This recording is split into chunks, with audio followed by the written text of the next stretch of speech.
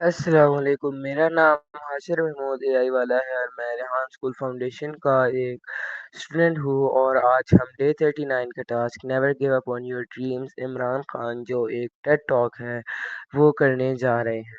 First of all Imran Khan کے بارے میں ایک شارٹ سی انٹروڈکشن دینا چاہوں گا۔ عمران خان پاکستان کے ایک بہت انفلوئنشیل فگر تھے۔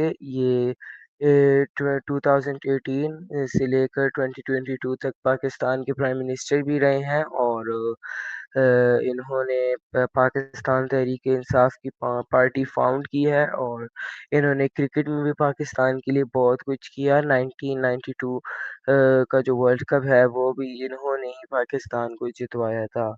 Moving on to the TED talk, اس ٹیڈ ٹاک میں عمران خان کہتے ہیں کہ ہمارے لائف میں ہمیشہ اپس اینڈ ڈاؤنس ہوتے رہیں گے، لیکن ہمیں ان سے مایوس نہیں ہونا چاہیے اور بھی ورک ہارڈ کرنا چاہیے، اور جب بھی ہمارے لائف میں کوئی مشکلات پیش آتے ہیں تو ہمیں ہمارے ڈریم اسکیل ڈاؤن نہیں کرنے چاہیے۔ یہ ہماری سب سے بڑی غلطی ہوتی ہے۔